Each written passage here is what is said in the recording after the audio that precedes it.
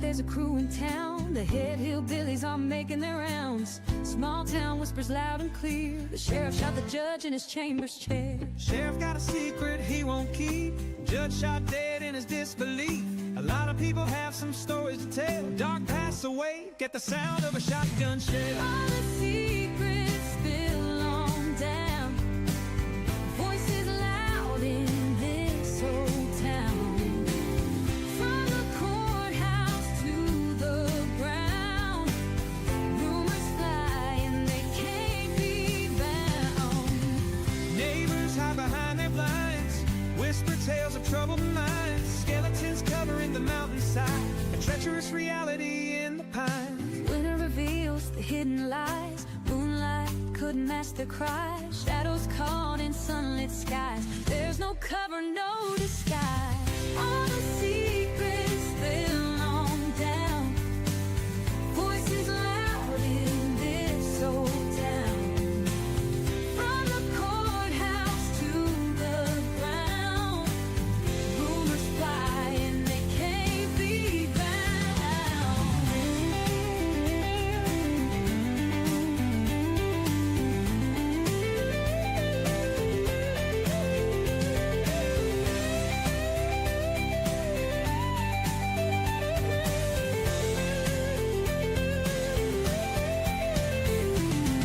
Winter reveals the hidden lie. Moonlight could mask their cries. Shadows caught in sunlit skies. There's no cover, no disguise. all the secrets spill on down. Voices loud in this old town. From the courthouse to the ground, rumors fly and they can't be bound.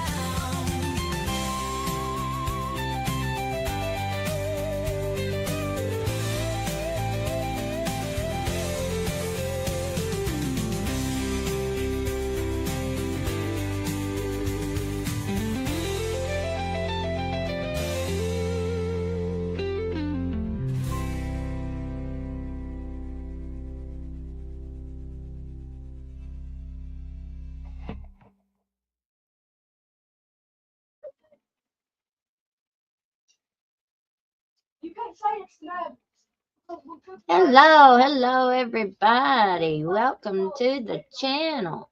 If you've not been here before, my name is Elizabeth. I am your friendly hillbilly host, and this is Hillbilly Crime.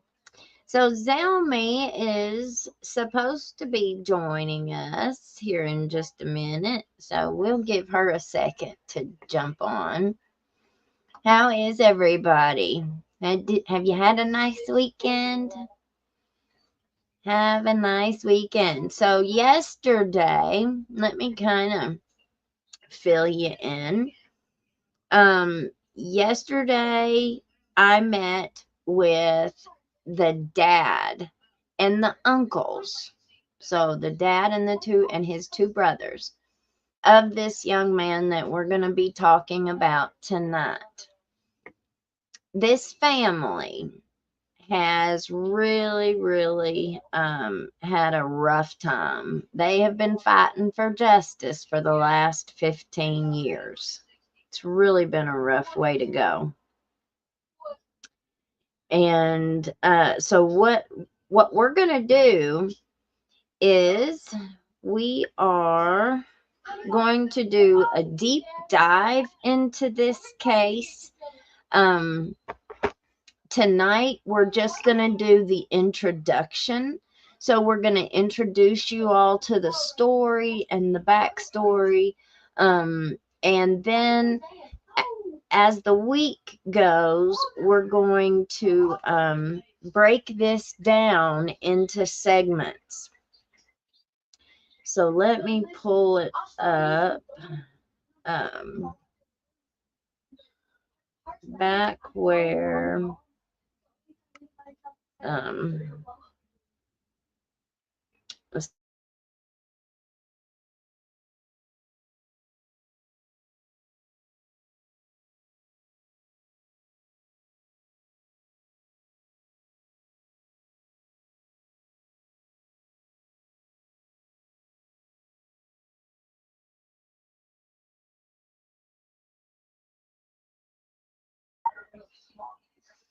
Okay, so the title that I'm going to kind of give over top of that is the Brian Gallagher case, 15 years too late.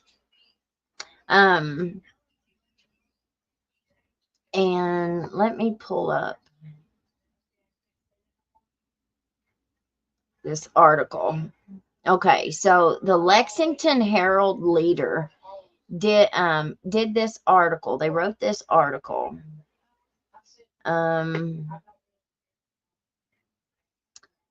this was just written the other day. It was updated June 25th, 2025.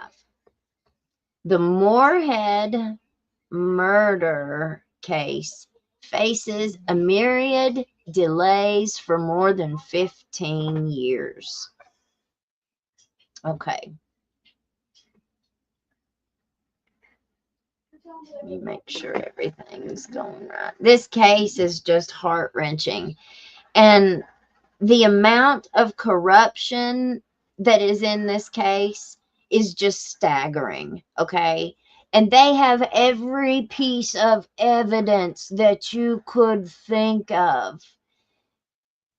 Mr. Gallagher, the dad of the boy who was charged, has been investigating this case from top to bottom. And he has every single piece of evidence that anybody could ever ask for regarding this case. And we're going to go through it all. And we're going to see just how much power a prosecutor and social workers and doctors and lawyers, just how much power people making the wrong decisions, how that can affect people's lives for the rest of their lives. A Moorhead red rum case involving a 2-year-old boy has been pending for more than 15 years. And remember, this guy's innocent, okay? This is an innocent man who has been absolutely tortured through our justice system, what's supposed to be a justice system.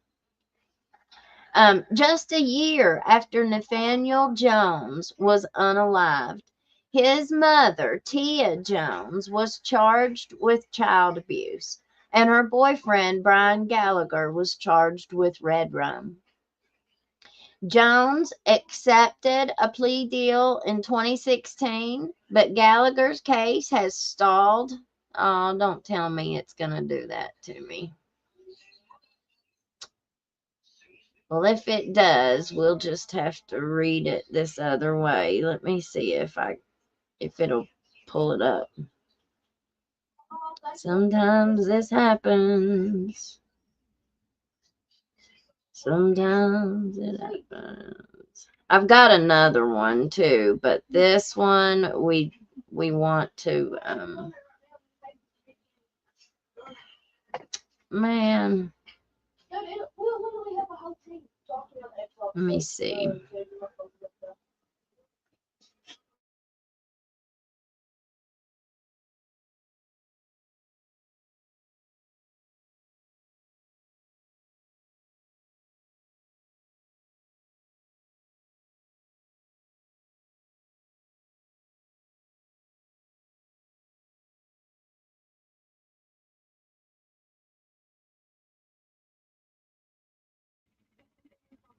All right. We're just going to have to go to this other one here. Now, this was written April 16th, 2019. Okay. Rowan County, Kentucky. 10 years. So this was 5 years ago. 10 years after Rowan County toddler died under suspicious circumstances, a man charged in the red rum in the child's red rum is waiting to go to trial. March 30th marked 10 years since 2-year-old Nathaniel Jones died from what doctors identified as blunt force trauma. Since the beginning, Brian Gallagher has said that a calf kicked the child, causing the injuries that ultimately resulted in his death. Now, the story behind this is, and it's very troubling from the very get-go, okay? The 2-year-old was in daycare. And the day before he got stepped on by a calf, he was at daycare, and allegedly he took a nosedive off of a piece of playground equipment, like a slide on the playground. Now, he was in the daycare's custody. His parents were nowhere around. He fell off head first, and from what I understand has happened was that the daycare took the child to a doctor. They did not call the parents. They took him to the doctor. They had him checked out, and then the doctor must have cleared him and sent him back to the daycare. The parents were still never notified about the accident. The next day, they are somewhere, and the child is stepped on by a baby calf, and it stepped on his stomach area. The mother takes him to the hospital. She ended up taking him to like 3 different hospitals. She didn't just take him to one. She took him several times. The doctor who saw him, if I didn't get this mixed up, we're going to talk to this family. So if I didn't get it mixed up, I'm pretty sure he said that the doctor who saw him ended up being the same doctor that the daycare had taken him to, unbeknownst to the mother. Okay. So this doctor knew that the child had taken the head dive off of the slide. So whenever they order the treatment, order x-rays and scans and stuff, the doctor ordered a CT scan of the head, but he only ordered x-rays of the body. So a perforated bowel, which is what happened to the child, and then he ended up getting sepsis, got septic, got infection in his stomach, and he died. Well, there are so many instances like this case. We're going to be on this case for a long time, I'm going to tell you, because this man was charged with red rum. Now, he's not the daddy of the baby. He had ended up meeting the mom somewhere, and they ended up dating, and they were together about 3 or 4 months. That was it. Yeah, hit that like button for us, y'all, please. And then let me finish reading this. March 30th marked 10 years since 2-year-old Nathaniel died from what doctors identified as blunt force trauma. Since the beginning, Brian Gallagher has said that the calf kicked the child, causing the injuries that ultimately resulted in his death. 10 years later, Gallagher is still waiting to clear his name. Both Gallagher and the child's mother were charged with red rum and criminal abuse. Jones has already pleaded guilty to the lesser charge of criminal abuse. Gallagher says that is not an option for him. Now, imagine, now you guys kind of know how, I guess how we see things, we see it very black and white on this channel. There's right and wrong. right? We know right and wrong. We know that a prosecutor is supposed to be trying to find the truth, right? They're supposed to be trying to find the truth. Well, what do you guys think happened whenever they started finding out and figuring out what all the hospital had missed?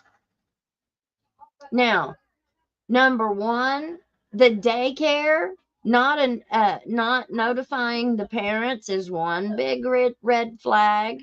The doctor seeing the child and treating the child without some form of parental consent or something, that is very troubling. There's so many troubling aspects to this case. I wrote something here.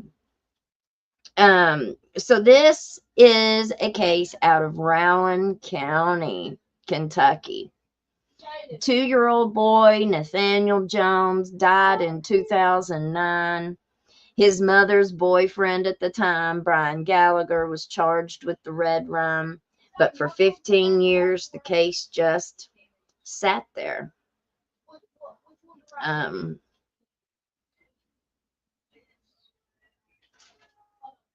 Good. Okay.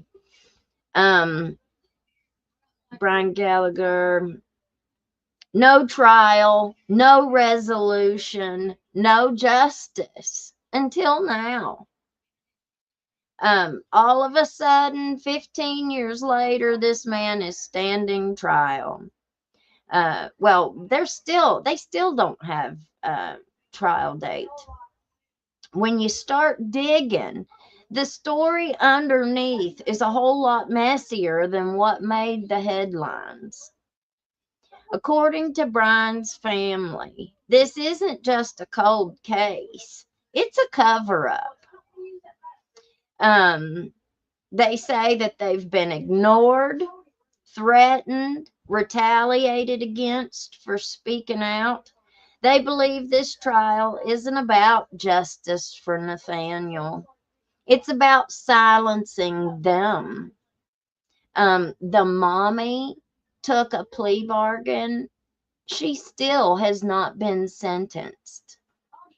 She still has not been sentenced. So what's that say to us? That says to us that she probably took a plea. They've probably told her, you take this plea and we'll make sure you testify at his trial and we'll give you probation depending on how, what happens at his trial. Why else would she not have been sentenced by now? But from what I understand and what I've gathered, this poor little girl didn't have any support. She didn't have any family that could fight for her. Brian's family has lost everything. His daddy has lost his farm. He's lost all of his equipment. They're still working. Their family has been turned upside down. His other son got into a police chase with, we're going to see, some of the exact same officers who prosecuted his brother, or who were involved in trying to prosecute his brother, were on the scene at his brother's death. One of the police officers allegedly did a pit maneuver trying to stop his brother, and he was thrown out of the car. The car wrecked and he died. So this family has not just been put through the ringer with Brian. They lost their other child. It just keeps getting worse and worse. Let's see. I've spoken to Brian's father and his uncles. They've shared files, documents, and stories that raise serious red flags about how this case was handled and mishandled from the very beginning. Then I got to look, and we sat and met for about 3 hours, 2.5, 3 hours.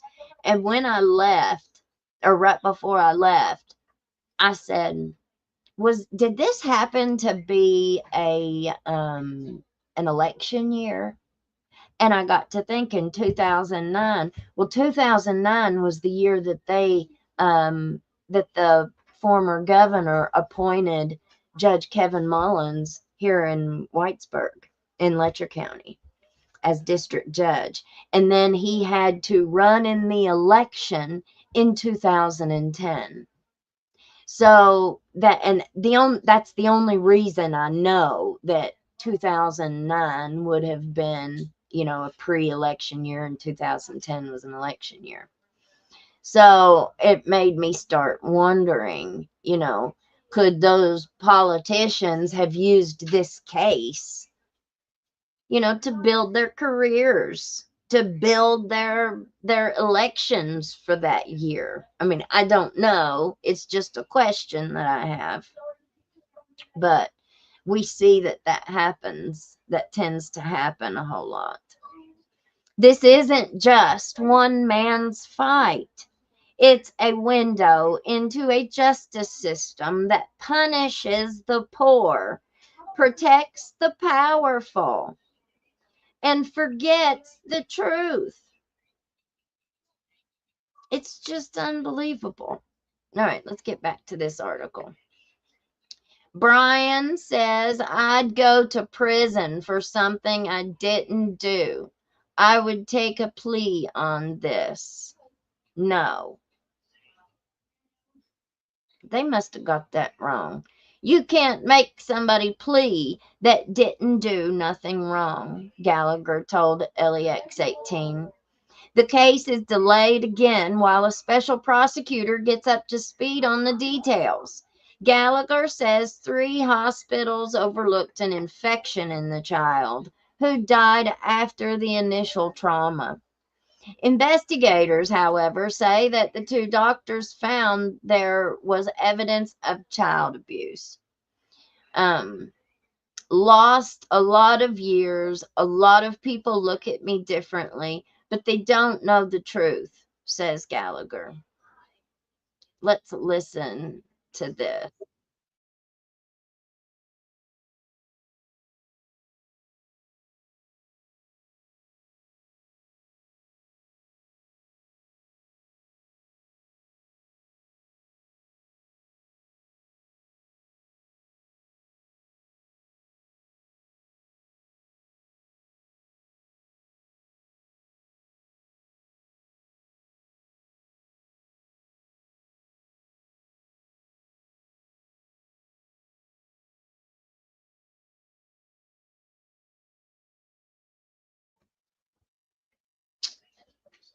Okay. 10 years after a Rowan County toddler died under suspicious circumstances, a man charged in the child's murder, who says he wants to clear his name, is still waiting to go to trial. LEX 18's Lee Searcy talked to Brian Gallagher, who's back in court again today. March 30th marked 10 years since 2-year-old Nathaniel Jones died from what doctors and investigators called blunt force trauma.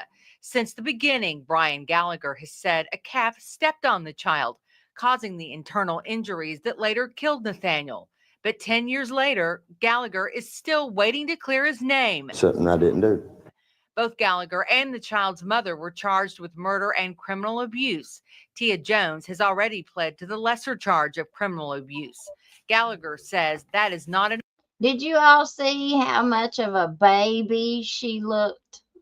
She looked so young in that photograph.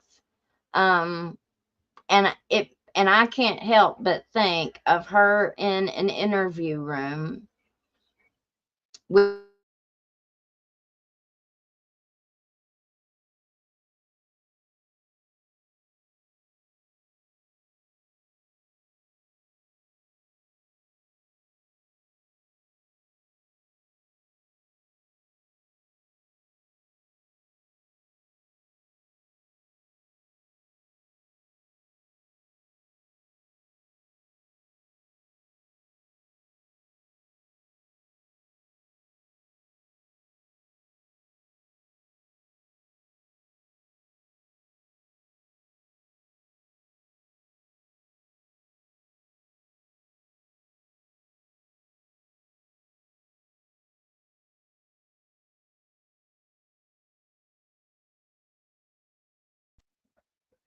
Oh, sorry. An option for him. And I would go to prison, something I didn't do. I wouldn't take a plea on this. No. You can't make somebody plea that didn't do nothing wrong. The case is delayed again while a special prosecutor gets up to speed on the case. Gallagher says 3 hospitals overlooked an infection in the child who died after the initial trauma. But investigators reported that 2 doctors found there was evidence of child abuse. It's a complicated case, a crime Brian.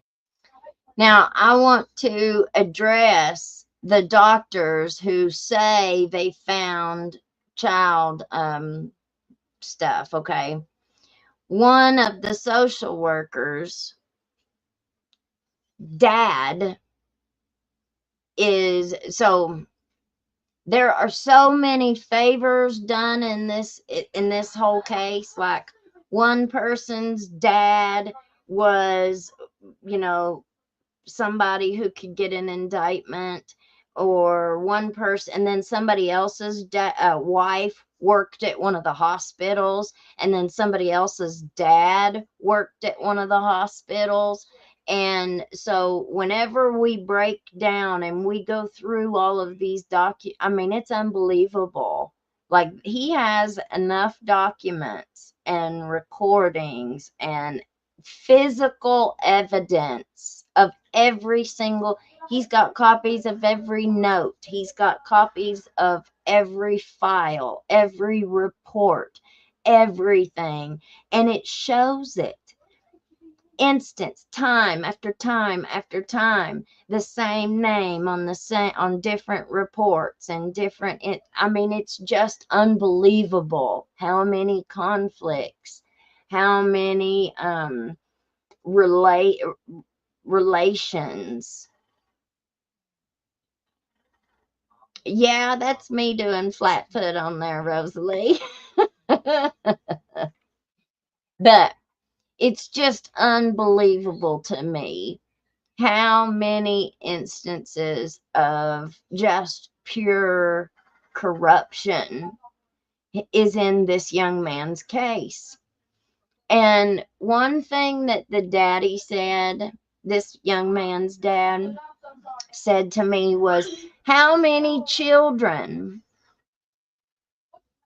because they were poor children, like, didn't get the kind of care that they should have gotten at these hospitals, number one, that didn't find the problem. Like, there's a document that proves that the mother told them about the calf stepping on the child. I mean, whenever you go through there, they say in court, they get up in court and say, no, the mother never told this.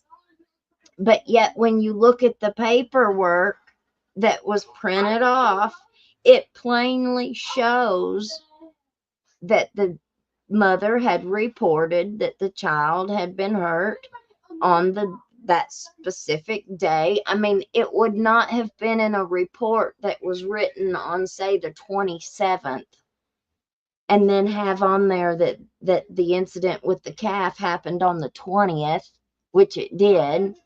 Like, there's just so much. And how a prosecutor, and not just one, how many prosecutors have went through this case? There have been a whole bunch. How many judges have went through this case? There have been a whole lot.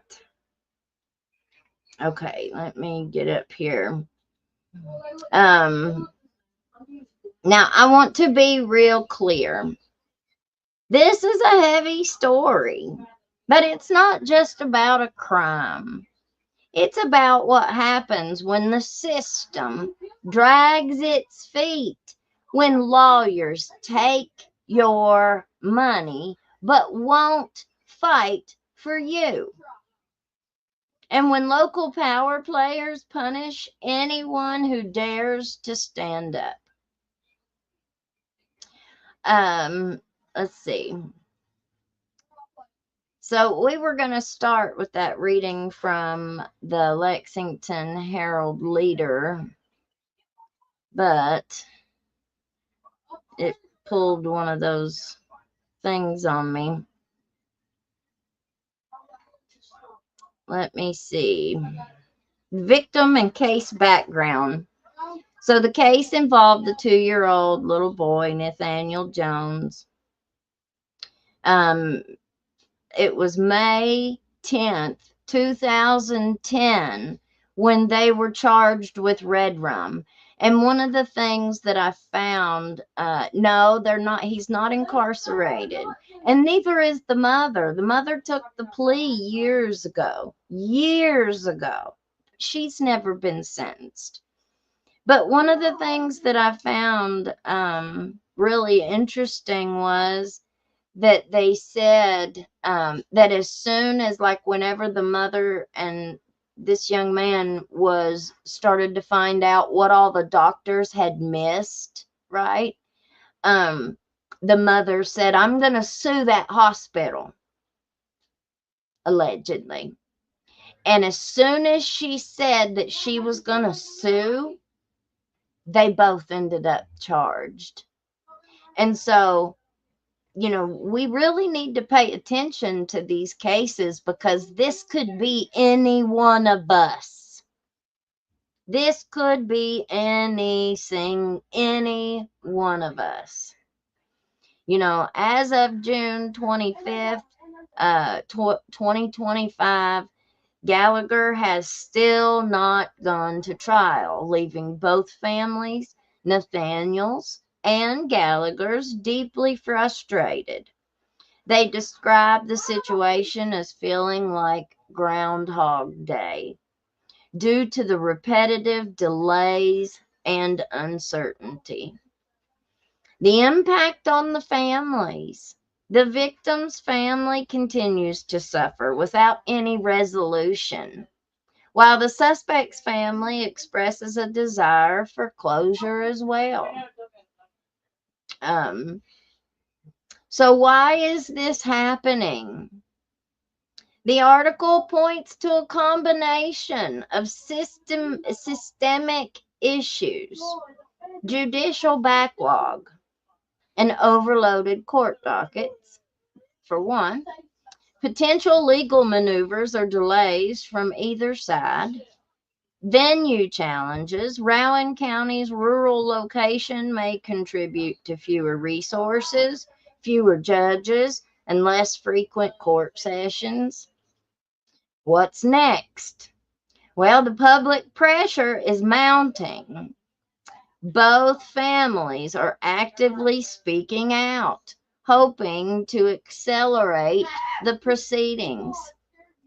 Looking forward, the next major milestone to watch is whether a trial date is finally set within the coming months.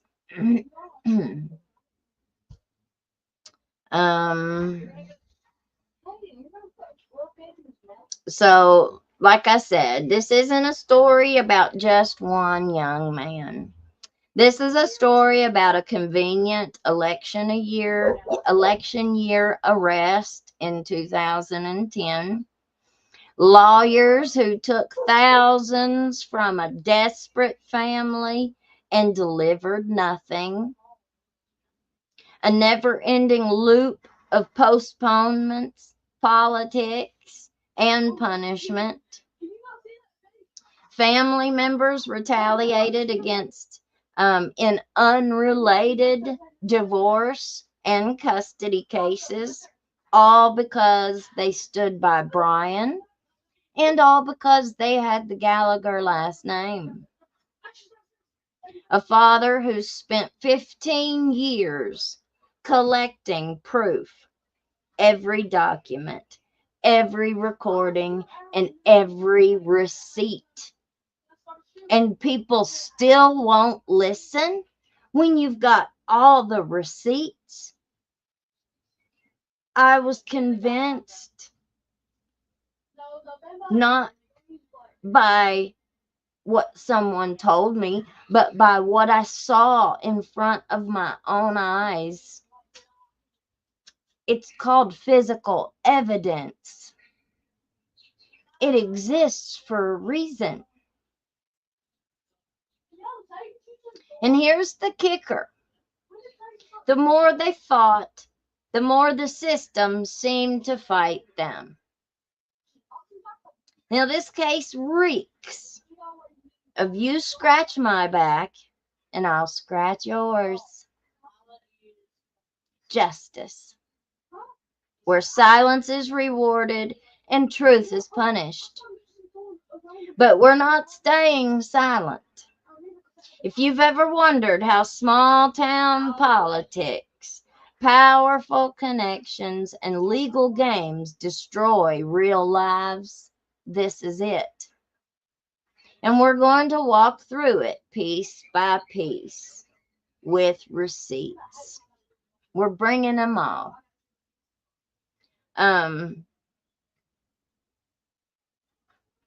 Let's see.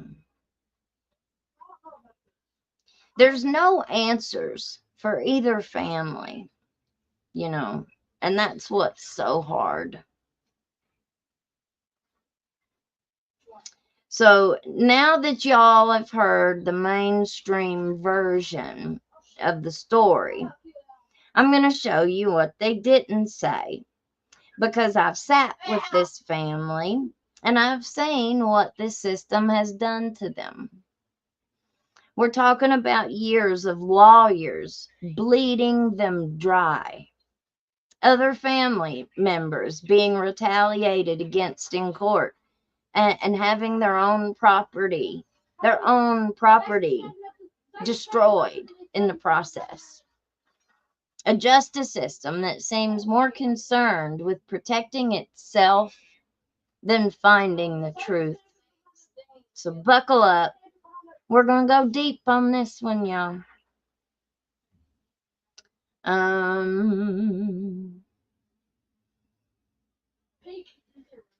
So let's see. So the next episode that we're going to do is going to be, I'm not really sure. We're going to have his daddy. We're going to have Mr. Gallagher, Clarence Gallagher, on with us, where Brian has still not yet went to trial, and he still has a trial out there. We might get him to come on and maybe say what he did in that article, but we don't want him to say too much, you know, until there's a resolution or something on this case. It's just been really, really difficult for them. Let's see. I'm not sure if we're going to have Clarence now tomorrow night on our next show or not. We'll have to figure that out, but someday this week we will.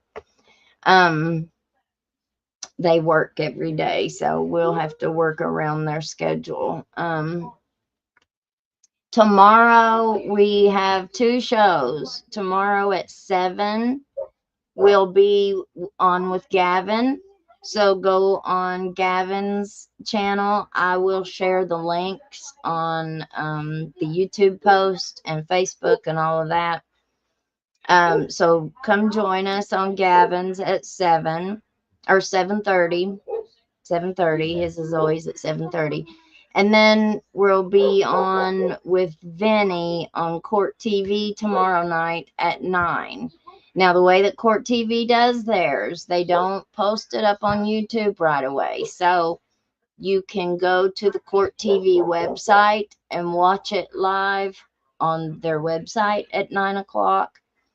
But they always send me the link the next day, and then we'll probably watch the show together on Tuesday on my show. So we've got a whole lot. We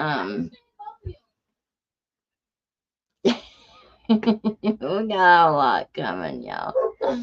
Jack Biscuit, hi there. Just be fair with me. Come on now. Make sure you go check out the merch store, guys. We've got some new merch up, so let me know what y'all think. Let me know what y'all think. Be kind. Oh my goodness. All right. So let's see if there was anything else.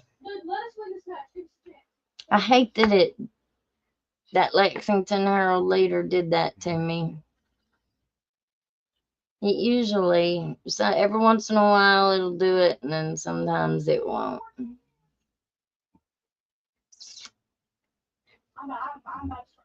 Let's see. Ah, yay! It opened it up. Ah, and then it took it away. You're joking.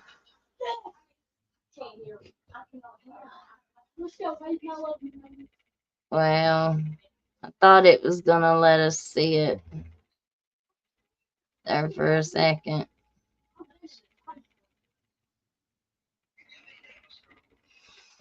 Oh well. I don't have enough money to subscribe to all this stuff. It's got me froze.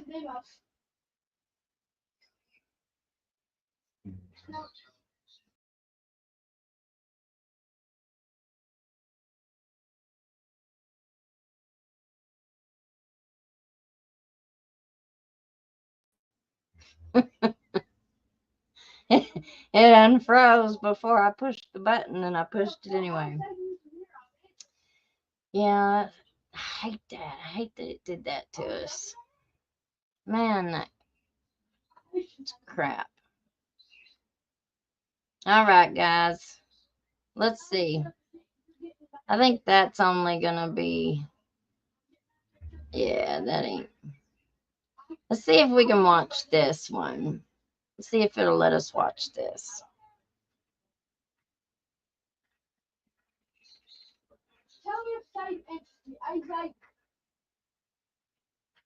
Timeline. Moorhead murder case faces myriad delays for more than 15 years. A Moorhead murder case involving a 2-year-old boy has been pending for more than 15 years. Just a year after Nathaniel Jones was killed, his mother, Taya Jones, was charged with child abuse, and her boyfriend, Brian Gallagher, was charged with murder. Jones accepted a plea deal in 2016. But Gallagher's case has stalled. There are several causes of the seemingly endless delays in Gallagher's case: recusals, the COVID-19 pandemic, and a federal prison sentence for a former prosecutor. The result has been frustrating for the families of both Gallagher and Nathaniel, as they wonder if justice will ever be served for the boy. Here is a timeline of the case over the past 15 years. Now that's the little boy, that picture there. That's little Nathaniel. I mean, this is just tragic. It's really tragic. March 30, 2009. Nathaniel Jones dies of blunt force trauma. May 21, 2010. Taya Jones is indicted for child abuse, and Brian Gallagher is indicted for murder.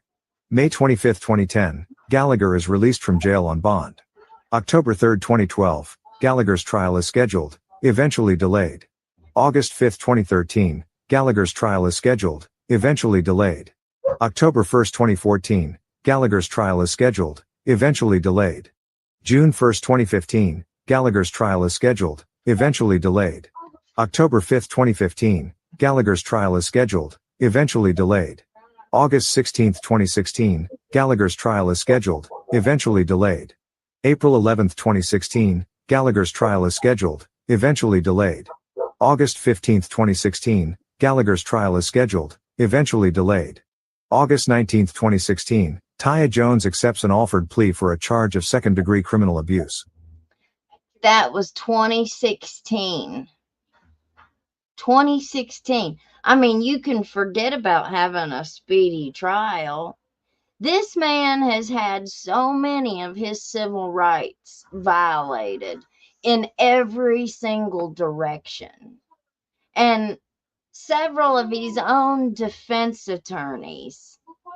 His own defense attorneys. Like, this family has spent over $50,000. His family has lost everything that they have. You know, now his dad works for somebody else's farm. You know, he had to sell his own farm. He had to give up everything to fight for his son. And you know what he said?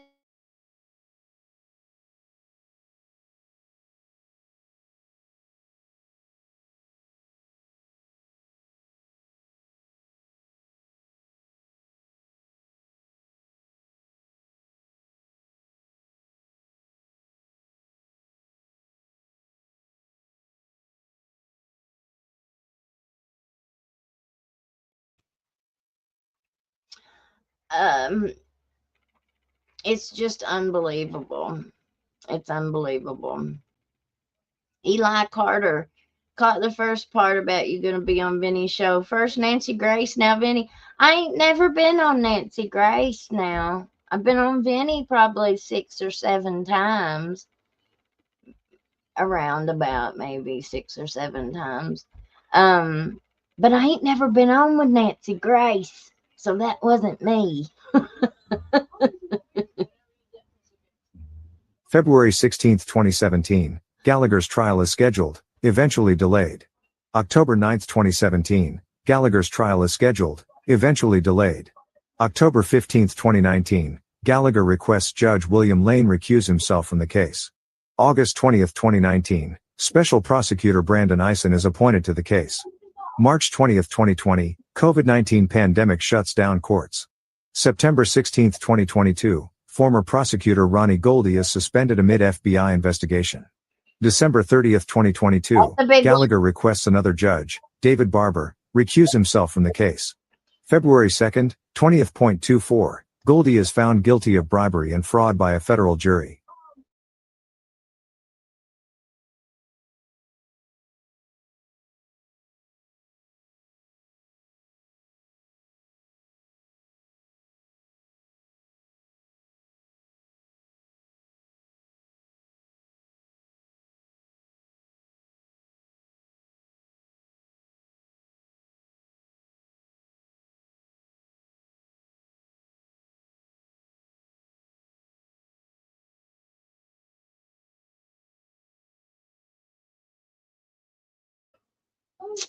Did he waive his right to a speedy trial at the start? I don't know. I don't know. But I do know that we've got some video of hearings, court hearings. We've got video of testimony. We've got video of some of the cops that testified. We've got video of the dispatcher that testifies. We've got lots of video. Like, I'm telling you, we've really got a lot to go through with this case, and I cannot wait to do it all. You know, nobody deserves to go through what this family has been through, and they're still going through it. It ain't over yet. You know, this young man was in his late 20s when this happened, and now he's close to my age. I'm almost 50, so and can you imagine always being terrified when you're going to go to prison, when you're going to go to jail? So he goes to one of these court dates, and one of the prosecutors comes in and says, "You know, Judge, I think we need to drug test this boy." And so they order a drug test, a random drug screen. Well, he goes back, does a urine test, and the guy who takes it looks at it, swirls around, looks at it, and gives it back to the boy, Brian, and says, "Dump it in the toilet." So he dumped it in the toilet, and he said, "You failed." Now, if you fail, I take a drug screen every 3 weeks. Every time I go to the doctor, I have to take one. So I'm very familiar, and I've done it for the last 15 years. probably a lot longer than that when you add in all the reasons that you take them. But so if it tests positive for anything, they are supposed to seal it up and send it off to the lab to have it confirmed, because a lot of those tests, field tests, do show false positives. But here's where I call BS on it. I don't think that it even showed positive. I think that guy lied. Oh, yes, I said it. I think the guy lied. Why else have him dump it down the toilet if you can't prove it? Right? Well, so they put him in jail that day. How long do you think he has to stay in jail? It was like 3 or 4 months. He had to stay in jail. And then his family they pull out a stack of urine screens, 1.5 inches thick. I mean, just repeated, screen after screen after screen. They are all negative. Every single one of them was negative. The boy didn't do drugs. The boy didn't do them, period. He was not an addict. He had nothing, no substance in his system at all, with 1.5 inch stack of drug tests that he had taken after that were all negative. So his daddy hires another lawyer to petition the court to show him all the negative drug screens and, mention that the policy or the correct procedure would be to send it off, but they didn't, and so and so and so and so. Well, the judge lets him out of jail, but only after he's been in there and served 3 or 4 months. It baffles my brain how people in our legal system think that it's just no big deal to send people to jail, innocent people to jail, for 1 day is too long.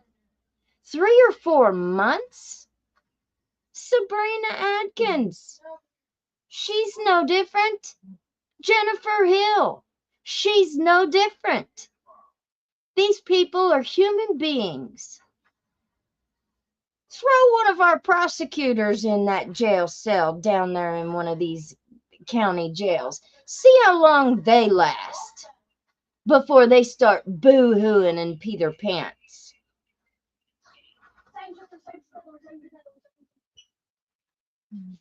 Is anybody in our chat tonight familiar with this case?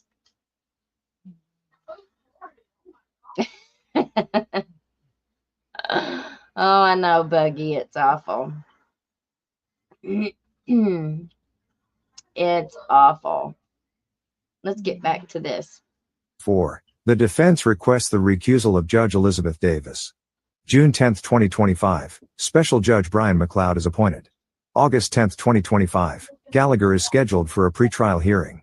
This story was originally published June 25, 2025 at 5.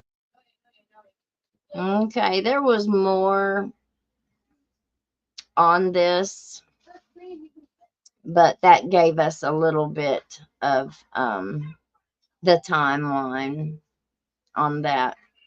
So now that I have introduced you guys to this case, we're gonna start digging. Well, I hope you guys have had a nice weekend. Y'all keep all these people in your prayers. keep all of the victims of all of these cases in your prayers, all of their families. You know, so many people won't listen. And so the only thing that we know to do is start telling these stories on these new platforms that we have. Remember, we have memberships. You can always get you a membership. One of the nice things that you can always do is gift memberships. Some of our hillbillies are older and are on fixed incomes, and they just can't do it. So if you would like to gift memberships, people are always very appreciative of gifting memberships. We have our merch store up and going, so make sure you get you a hat or a t-shirt or something, and come back and be with us tomorrow night for Gavin Fish at 7:30 on Gavin's channel, and then Court TV with Vinny at 9 on Court TV. So we might not do a show on my channel tomorrow. I don't know. We'll see. We might do one early tomorrow day. That might be a possibility. And let me know if you guys know of any good trials that are coming up that you would like to cover on Trial Watch. We got to find us a new trial. I haven't done really great job so far with picking great trials. It seems like I usually will pick one and then a better one starts like 2 days later that I wish I would have waited for. So y'all let me know. We'll do a better job of picking them this time. We've got the Speak Your Pieces from last week.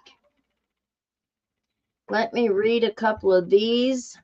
Letcher County has to be the most corrupt place in the United States. When are they going to come in here and clean up this trashy place and get rid of all the trashy people? Which, of course, is a lot of the people here. Are certain police officers really that dumb, or are they just corrupt here in Letcher County? After seeing them let the rope reeling meth heads and F-word users and pain pushing reelers out of jail, I'm going with the presumption they are corrupt and need to be looking into their own little families and arresting them too. What's on my mind is these rope reelers. I call this one certain girl an eggplant because that's what she looks like when running her rope down to Isom and back to Whitesburg. If you don't think I know what I'm talking about, well, go to a certain business and get a certain girl you deal with. Then we'll go across the road and behind a certain restaurant where you've been seeing making buys multiple times. So get yourself a job or you're fixing to go to jail. I wonder how many lawyers and judges are going down after Mickey Steins is done telling everything he knows on all of them. All the things that go on in that courthouse and all the stuff they hide and don't tell anybody. He can also tell how the court system is already rigged so that certain people won't go to jail because of who they know or who they are related to, and all the sex trafficking that's been going on. I'd say some of them are running scared, ain't they? Well, you'd think so. That's all that I got. You'd think so. You'd think they'd be scared. Let's see. I've got this other one here. It's got to do with Sabrina Adkins, though. We might want to save it for a different show. Since this one's about the Gallaghers, we'll just stop it here, y'all. We'll do another Mickey show this week. We've got some new stuff that we're digging up. So it's very interesting. All right, guys. Well, Lord, thank you, Jesus, for another day being able to come together in your name. Lord, I'm so thankful for all the blessings. I'm thankful for being able to pay my bills this month, Lord. I'm thankful for being able to feed me and my kids this month. I'm grateful that just for all the blessings that you give us, Lord.